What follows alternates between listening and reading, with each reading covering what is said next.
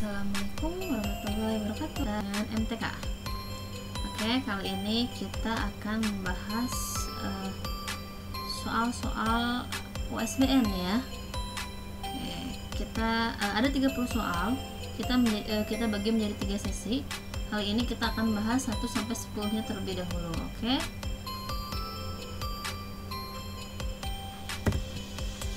Oke, kita mulai dari soal nomor pertama.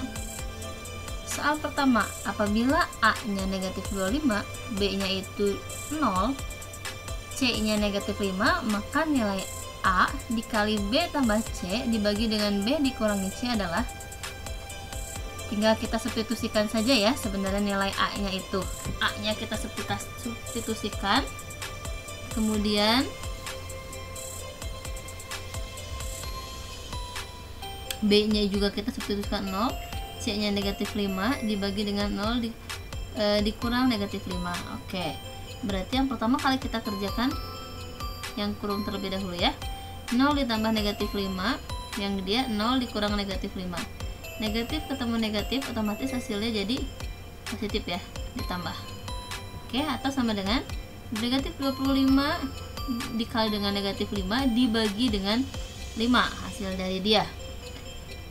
Karena dia punya kurung, berarti dia dulu yang kita kerjakan. Oke, negatif 25 dikalikan dengan negatif 5, itu hasilnya 125 dibagi dengan 5, hasilnya sama dengan 25. Oke, mudah ya. Soal selanjutnya, soal yang kedua. Untuk menyelesaikan suatu pekerjaan selama 80 hari diperlukan pekerja sebanyak 30 orang. Setelah dikerjakan 35 hari, pekerjaan dihentikan selama 15 hari.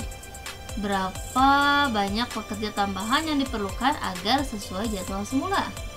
Oke, kita bikin kalimat matematika terlebih dahulu ya. 80 hari ini untuk 30 orang. Terus karena dia telah dikerjakan 35 hari, berarti harinya berkurang 35 ya. Oke, berarti jadi sisanya 45 hari. 45 hari itu dia tetap oleh 30 orang. Nah, kemudian diberhentikan lagi 15, berarti harinya kita kurangin lagi sama 15, otomatis sisa harinya menjadi 30. Nah, 30 hari ini dia berapa orang? Nah, perhatikan baik-baik. Ini menggunakan konsep perbandingan senilai dan berbalik nilai. Kita lihat ya, kita tentukan dia senilai atau berbalik nilai.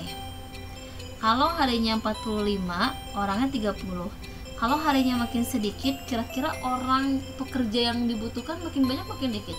Makin banyak ya. Berarti kalau harinya dia sedikit, orangnya otomatis pasti banyak. Berarti dia senilai apa berbalik? Berbalik. Oke. Karena dia berbalik nilai, berarti harus ada yang dibalikin. Nah, yang mana kita pakai persamaannya? Nah, yang ini nih, yang 2 terbawah. Gitu. Kita bikinlah. Ingat, karena dia berbalik berarti harus ada yang dibalikin. Jadi 45/30 itu sama dengan X per 30 ya. Karena berbalik berarti harus ada dibalikin. Kita sederhanakan terlebih dahulu. 30 sama 30 bisa kita bagi ya. Sama-sama dibagi 30. Dia 1, dia 1. Otomatis X nya sama dengan 45. Karena tugasnya kita itu tambahan, 45 itu adalah total orangnya. 45 orang. Karena tugasnya kita adalah mencari tambahannya, berarti tinggal dikurangin aja ya. 45 dikurangi dengan 30, berarti tambahannya sebanyak 15 orang. Oke, soal nomor 2 selesai. Masih mudah ya. Oke, soal selanjutnya. Soal nomor 3. Bentuk paling sederhana dari 2x kuadrat dikurang 6x dikurang 20 dibagi dengan 4x kuadrat dikurang 16. Nah, kalau ada soal kayak gini dan kalian nemuin soal kayak gininya di esai, berarti kalian mau nggak mau harus pakai cara panjang, cara aslinya. Nah, kita uraikan dulu yang 2x kuadrat dikurang 6x dikurangi 20. Kita faktorkan terlebih dahulu ya. Nah, kenapa di sini bisa 2x, dia juga 2x? Sebelumnya Ibu pernah bahas tentang pemfaktoran. Nah, di sini kita ulang lagi. Patokannya gini. Kalau dia koefisien x dari x kuadratnya lebih dari 1, ini kan 2, otomatis lebih dari 1. Nah, untuk nilainya dia juga ngikutin apa yang ada di koefisiennya. Kalau di sini 2, berarti di sini juga 2, dia juga 2. Jangan lupa pakai per 2. Nah, kalau misalkan di sininya 5, berarti dia juga 5, dia juga 5, dia juga 5. Jadi nilai koefisien x ini dia mengikuti dari koefisien x kuadrat ini ya. Nah, setelah itu tugas kita tinggal mengkalikan depan dikalikan dengan belakang. Jadi berapa nih? 2 dikali dengan negatif 20, hasilnya menjadi negatif 40 ya. Nah, negatif 40 perkalian negatif 40 itu berapa aja? Itu 40, 2 20, terus 4 10, 5 8. Udah ya. Nah, kalau dikali menjadi negatif 40, kalau ditambah dijumlahkan itu hasilnya menjadi negatif 6. Berarti yang mana kira-kira yang bisa menjadi negatif 6? Ya, ini dia 10 dan 4. Tandanya yang mana negatif, yang mana positif? Oke, dia positif, dia negatif. Kita cek. Positif 4 dikurang 10, negatif 6. Positif 4 dikali 10, negatif 40. Oke, kita masukin negatif 10 dan positif 4. Nah, setelah itu kita lihat dari kedua ruas tersebut, siapa yang bisa kita bagi dengan 2 ini? Nah, dua-duanya bisa, ambil salah satu saja. Kita bagi yang depannya ya. 2x dibagi 2 berarti sisanya x. Min 10 dibagi 2 dengan jadi hasilnya 5. Oke, berarti pemfaktoran di ini itu hasilnya x min 5 dan 2x plus 4 gitu ya. Oke, nah untuk yang bawahnya 4x kuadrat kurang 16, ini kalian pasti sudah tahu kalau dia nggak ada koefisien, nggak ada variabel pangkat satunya, otomatis angkanya pasti sama, yang beda adalah tandanya gitu kan. Kita tulis lagi dulu ini.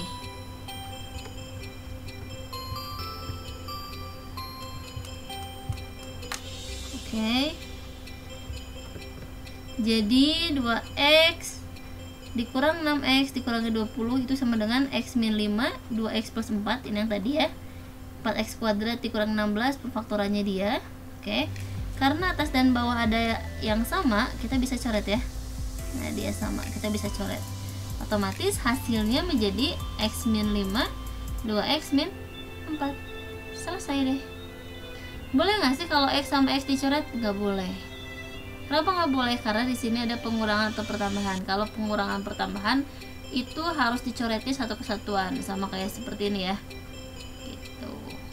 Oke, mudah ya. Soal selanjutnya, soal nomor 4.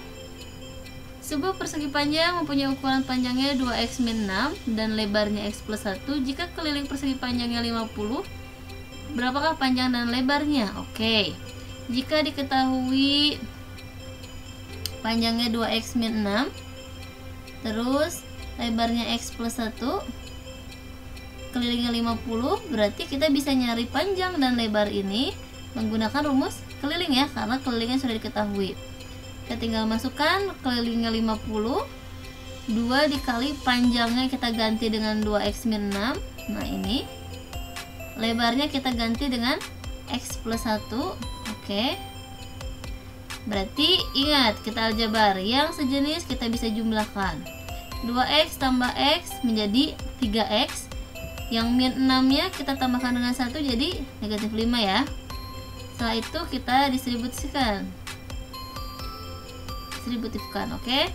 50 itu sama dengan 2 kali 3x 6x, 2 kali min 5 itu min 10. Nah, kembali kita menggunakan konsep aljabar tetap. Dia 50, dia min 10, sejenis ya. Min 10 nya suruh pindah. Kenapa? Karena bisa dijumlahkan, bisa dihasilkan. Berarti 6x itu sama dengan 50 tambah 10. Kenapa tandanya berubah?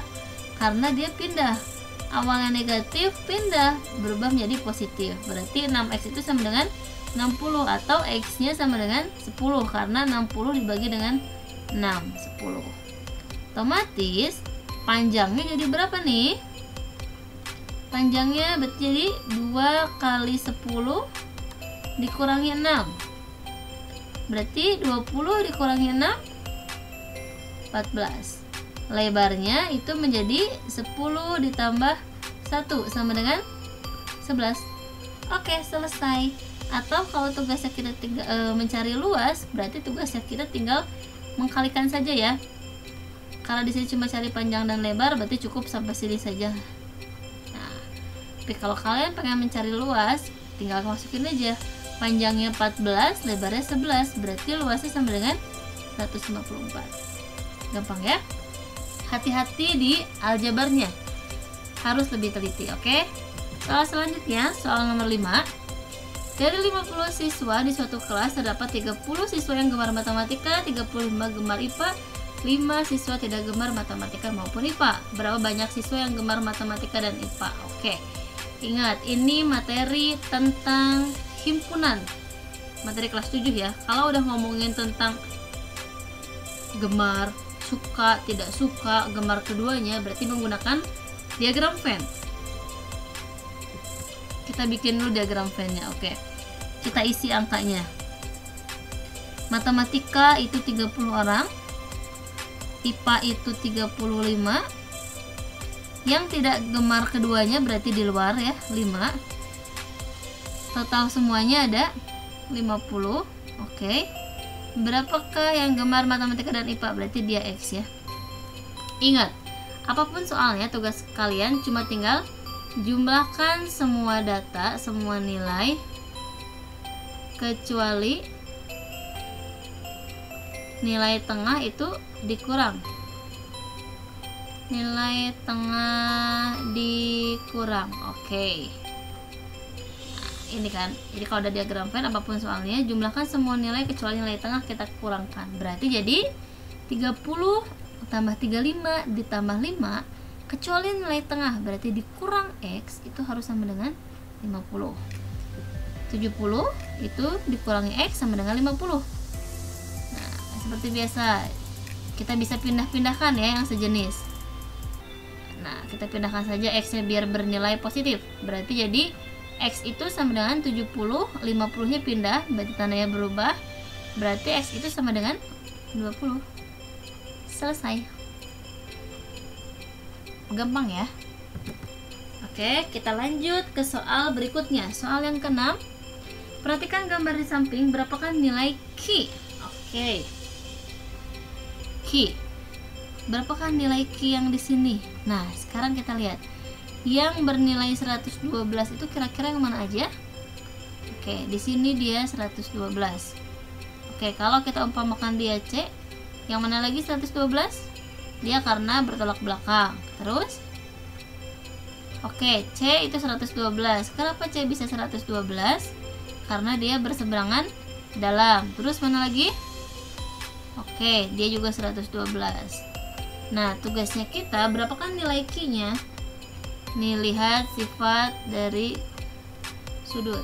Dua sudut yang berdekatan, ini kan pelurus ya, besarnya adalah 180.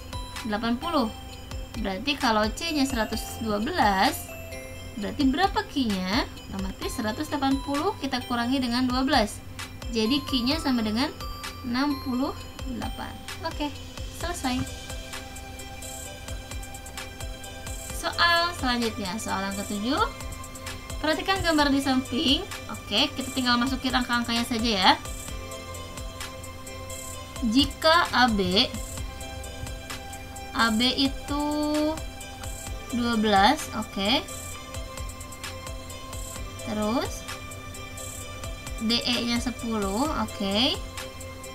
Apalagi KM nya itu 10, LM 10, NM nya 6. Oke, berapakah luas daerah yang tidak diarsir? Oke. Luas daerah yang tidak diarsir itu rumusnya luas pertama ditambah luas kedua dikurangi dengan 2 kali luas arsiran. Luas yang pertama berarti ini tinggal dikali aja ya, karena luas jejar genjang itu adalah alas kali tinggi. Berarti 12 kali 10 120. Nah, untuk yang luas kedua itu ada segitiga. Segitiga itu rumusnya alas kali tinggi bagi 2, tapi alasnya belum dapat. Gimana caranya kita mencari alas? Nah, perhatikan baik-baik. Gitu kan ya? Oke. Sisi miringnya 10, MN-nya 6. Berapakah panjang NL-nya? Kita bisa menggunakan teorema Pythagoras ya. Gimana rumusnya? C kuadrat sama dengan A kuadrat tambah B kuadrat. Karena NL itu bukan C kuadrat, berarti kita kurangkan gitu. Kalau NL ini sebagai sisi miring atau C kuadrat atau C-nya, berarti ditambah, tapi selain sisi miring itu dikurang. Berarti NL kuadrat sama dengan 10 kuadrat dikurang 6 kuadrat. 100 dikurangi dengan 36 atau sama dengan 64. Berarti NL itu sama dengan akar dari 64 sama dengan 8. Oke. NL-nya 8. Berarti KN juga 8. Otomatis luas segitiganya jadi berapa nih? Alas kali tinggi bagi 2. Alasnya itu 16. Kenapa bisa 16? Karena 8 ditambah 8 dikali tingginya 6 dibagi dengan 2. Oke. Coret 16 bagi 2 8. 8 kali 6 48. Oke. 48. Sip.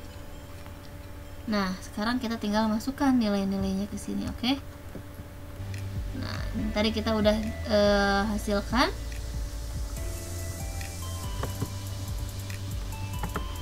Terus berarti luas di daerah yang diarsir itu 120 ditambah 48. Nah, luas daerah arsirannya ini ya 14. Berarti 2 kali 14. Kenapa 2? Karena yang diarsir ini berada di 2 bangun datar tersebut ya. Oke. Terus tinggal kita masukkan. Luas yang diarsir itu 140 cm persegi karena ditambah 120 tambah 48 168 dikurangi dengan 28 sama dengan 140 cm persegi. Oke. Selesai deh nomor 7. Kita lanjut soal nomor 8. Oke. Soal nomor 8, Syamil menabung di bank sebesar 1 juta. Dengan suku bunga tunggalnya 10% setahun, tabungan Syamil saat diambil itu 1.200.000. Berapa lama Syamil menabung di bank? Oke, kalau ada soal tabungan di bank, kita minjem, kita nyicil, angsuran, berarti rumusnya cuma satu ya. Adalah BMWP.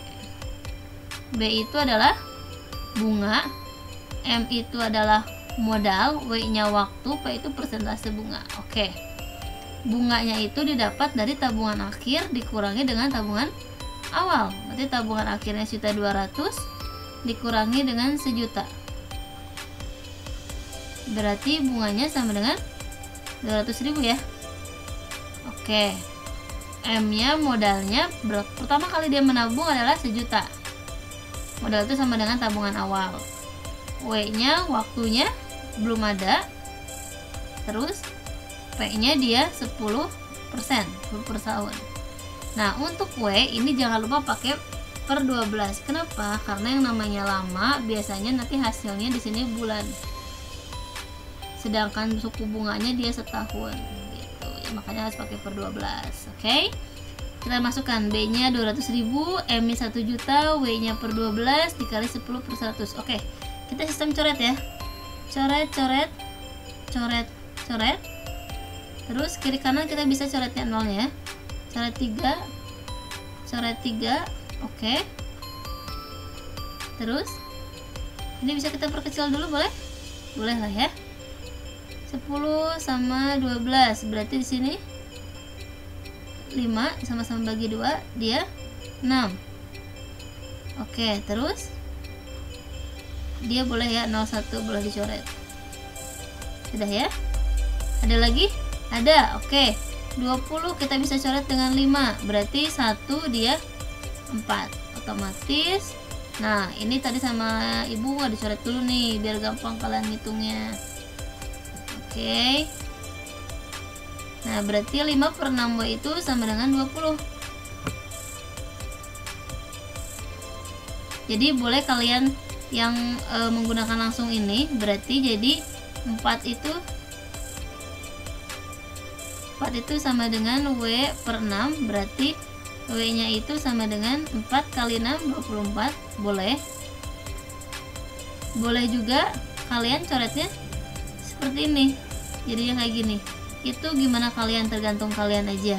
Boleh kan, kalau tadi kan 5 nya dicoret sama 20, kalau enggak juga nggak masalah, boleh.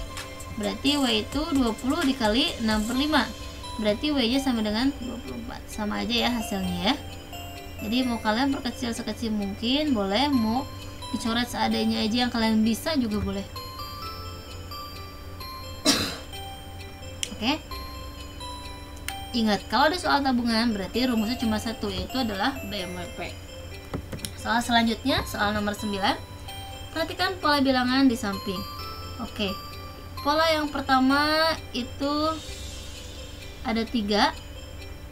Terus 1 2 3 4 ada 8. 1 2 3 4 5 ada 15. Terus ada 24 ya.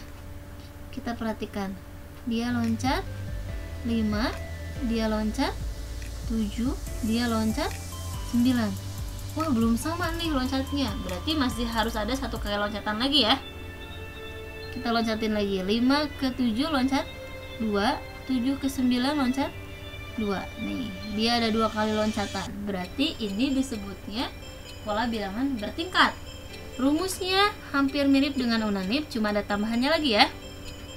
Unanip ditambah n-1 n-2 C/2. A seperti biasa. A itu suku awalnya, dia A. B itu loncatan yang pertama, dia B. C itu loncatan yang konstannya, yang tetapnya, dia C. Oke, A, B, dan C nya tinggal kita masukkan nilainya. A itu 3, N nya itu pola yang ditanyanya 10 dikurangi 1, B nya 5, N nya 10 kurangi 1, 10 kurangi 2, C nya 2/2. Oke, bisa kita coret ya. Di sini 2 sama 2, berarti dia 1, dia juga 1. Oke, selanjutnya 3 ditambah 9 dikali 5, 9 dikali 8. Oke, berarti jadi 3 ditambah 45 ditambah dengan 72 atau sama dengan 120. Oke, gampang ya. Jadi kalau ada soal pola bilangan yang loncatnya 2 kali, berarti tugasnya kalian harus pakai pola bilangan bertingkat. Jadi unanip ada tambahannya dikit, ditambah n-1 n-2 C/2. Oke. Soal yang terakhir, soal nomor 10. Banyaknya kursi pada baris pertama itu 15.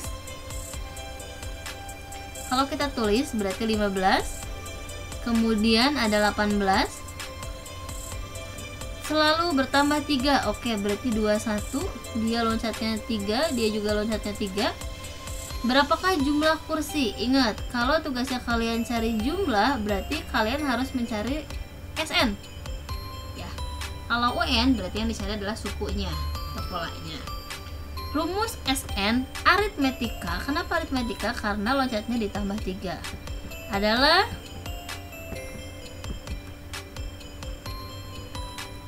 SN sama dengan n/2 dikali 2A ditambah n-1 kali B. N-nya kita ganti 18. Kenapa? Karena ada 18 baris dibagi 2.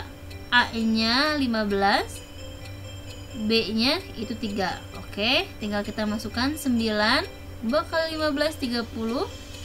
18 kurang 1 17 dikali 3 yaitu 51, atau 9 dikali 81 itu sama dengan 729. Jadi banyaknya jumlah kursi pada gedung tersebut itu ada 729 kursi.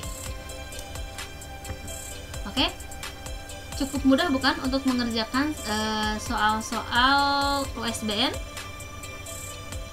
Oke, pembahasan kali ini kita cukupkan sampai di sini. Kita akan lanjut soal 11 sampai 12. Please stay tune.